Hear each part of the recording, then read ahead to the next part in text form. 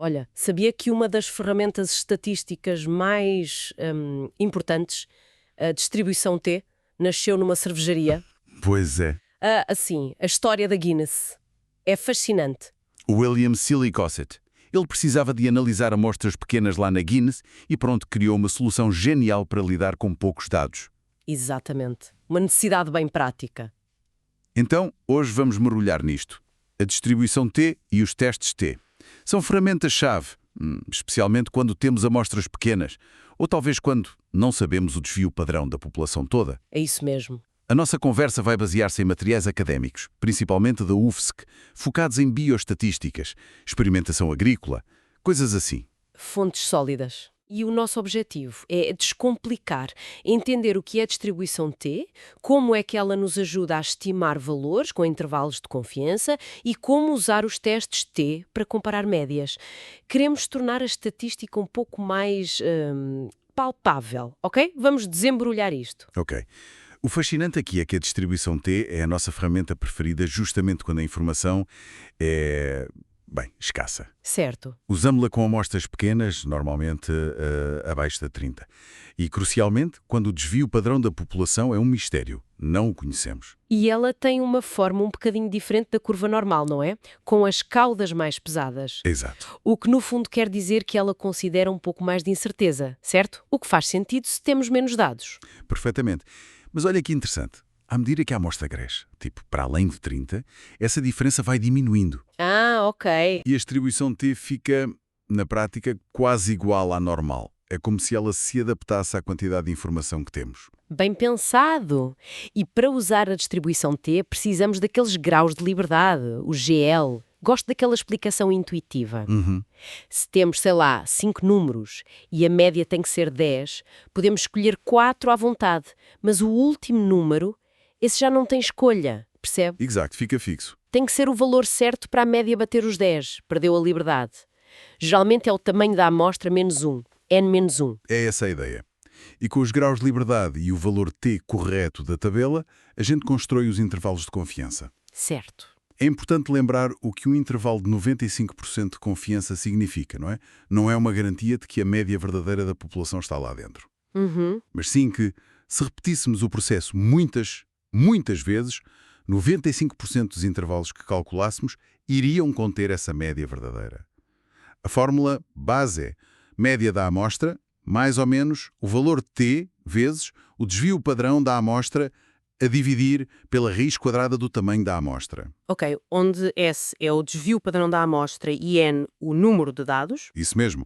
Pegando no exemplo dos frangos, temos uma amostra de 25 frangos, a média de peso foi 2,83 kg e o desvio padrão S foi 0,27 kg. Ok. Com 24 graus de liberdade, 25 menos 1, para 95% de confiança, o valor T é 2,0639.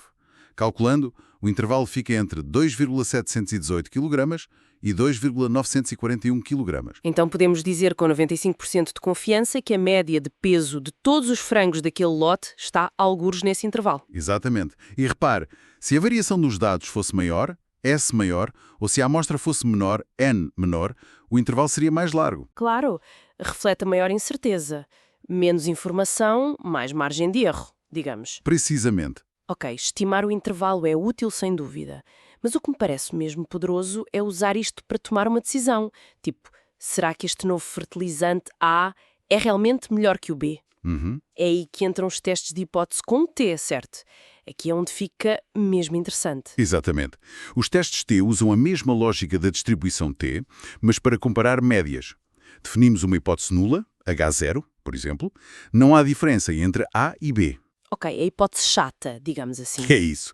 E uma hipótese alternativa, H1, por exemplo. A é melhor que B. Depois, fixamos um risco de erro que estamos dispostos a correr, o alfa, geralmente 5%. O nível de significância. Exato. Calculamos um valor T a partir dos nossos dados e comparamos com um valor crítico da tabela T, usando os graus de liberdade.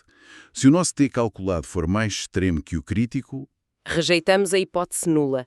Concluímos que há uma diferença significativa. perfeito. E há diferentes tipos de teste T para diferentes situações, claro. Imagino que sim. O mais básico é o teste T para uma amostra. Compara a média da nossa amostra com um valor de referência já conhecido ou esperado. Tipo, será que os alunos desta escola são mais altos que a média nacional? Exatamente. No exemplo dos materiais, a altura média de 20 alunos foi 172,6 centímetros. Queria-se saber se isso era estatisticamente diferente da referência de 165 centímetros. O teste T calculado, TC, deu 4,455. E isso foi maior que o valor crítico da tabela. Sim, para 5% de erro e 19 graus de liberdade. A conclusão foi que a média da altura daqueles alunos era, de facto, significativamente diferente de 165 centímetros. Entendido. Comparar com um padrão. E para comparar dois grupos diferentes, tipo um grupo de controlo e um grupo que recebeu um tratamento. Aí usamos o teste T para amostras independentes. Compara as médias de dois grupos que não têm relação um com o outro. Por exemplo, no material, compararam a altura média de indivíduos com genótipo XY com a de indivíduos XX. Ok. Calcularam as médias, as variâncias, viram os tamanhos das amostras.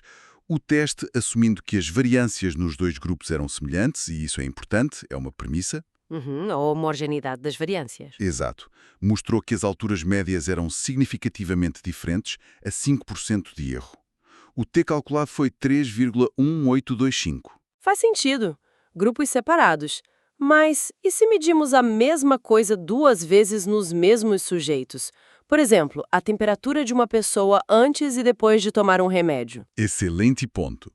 Para isso, existe o teste T para amostras dependentes, ou pareado. Aqui, o foco não são as médias dos grupos, mas sim as diferenças para cada sujeito. A diferença entre o antes e o depois para cada pessoa. Precisamente. No exemplo do antitérmico, mediram a temperatura antes e depois em 7 pessoas. O que se analisou foi a média das reduções de temperatura, D igual a menos 0,92,8 graus Celsius, e o desvio padrão dessas diferenças. E o resultado? O teste T calculado foi menos 8,079. Comparado com o T crítico, concluiu-se que a redução média de temperatura era estatisticamente significativa, ou seja, o medicamento de fato funcionou para baixar a febre naquele grupo. Se conectarmos isso ao panorama geral, vemos como cada teste se adapta à estrutura dos dados. Muito claro. Mas tudo isto, claro, depende de ter dados suficientes, só que como é que a gente sabe quantos dados precisamos? Parece um bocado o problema do ovo e da galinha, não é? Porque a variação nos dados, o tal S que precisamos para calcular o tamanho da amostra N, muitas vezes só conhecemos bem depois de recolher os dados. É um desafio clássico na investigação, sem dúvida. A quantidade de variação, o desvio padrão, S, é mesmo crucial. Esperamos que os dados variem muito, precisamos de uma amostra maior para ter a mesma confiança no resultado. Então como é que se resolve isso na prática? Chuta-se um valor? Bem, não exatamente chutar, mas usamos a melhor informação disponível. Frequentemente, usa-se informação de estudos anteriores sobre o mesmo tema, dados da literatura, ou então faz-se um pequeno estudo piloto. Um ensaio preliminar. Exato. Partir uma estimativa inicial do S. Com essa estimativa e definindo o erro máximo que estamos dispostos a aceitar na nossa estimativa da média, o D, existe uma fórmula que nos ajuda a calcular o N necessário. Ok. No exemplo do milho nos materiais, eles queriam estimar a altura média das plantas. Usando uma estimativa de S e definindo o erro aceitável, a fórmula indicou que precisariam de observar cerca de 198 plantas. Uau, bastante específico. Sim, ajuda a planear melhor o estudo. Então, o que tudo isto significa? No fundo, significa que a distribuição T e os testes T são aliados poderosos na investigação do dia-a-dia, onde nem sempre temos oceanos de dados. Exatamente. Permitem-nos quantificar a incerteza, com os intervalos de confiança e, mais importante talvez, tomar decisões baseadas em evidências, mesmo com amostras que não são gigantescas. É isso.